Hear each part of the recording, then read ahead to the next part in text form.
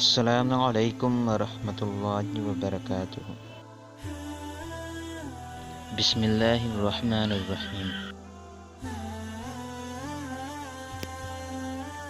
حضرت آدم علیہ السلام جنت میں تنہا رہتے ہوئے بے چینی محسوس کرنے لگے، تو تسلی کے لیے اللہ تعالیٰ نے ان کی بائیں پسلی سے حضرت حوا علیہ السلام کو پیدا کیا اور دونوں کو حکم دیا کہ اس درخت کے علاوہ جنت کے تمام نعمتوں کا استعمال کرو۔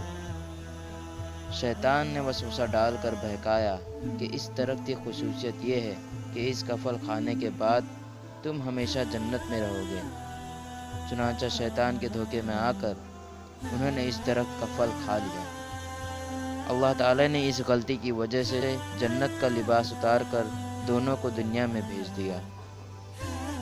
حضرت آدم علیہ السلام اپنی غلطی پر بہت شرمندہ ہوئے اور ایک مدت تک توبہ استغفار کرتے ہوئے اللہ کے سامنے روتے رہے۔ پھر اللہ تعالیٰ نے ان کی توبہ قبول فرمائی۔ اس کے بعد دنیا میں حضرت آدم علیہ السلام اور حوا علیہ السلام ہی سے نسل انسانی کا سلسلہ شروع ہوا۔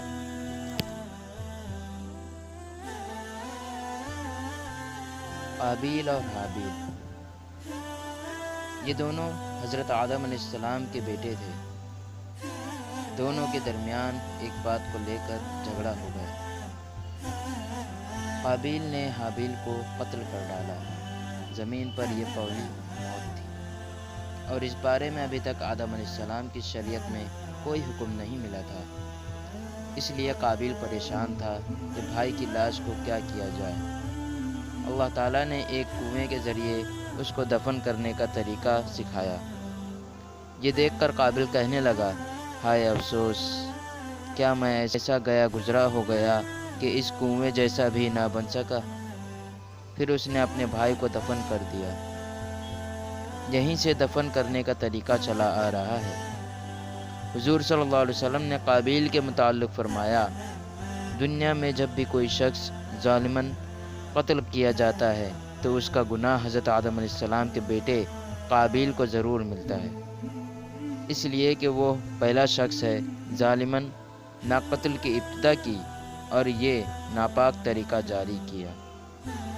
اسی لیے انسان کو اپنی زندگی میں کسی گناہ کی ایجاد نہیں کرنی چاہیے، تاکہ بعد میں اس گناہ کے کرنے والوں کا وبال اس کے سر نہ آئے۔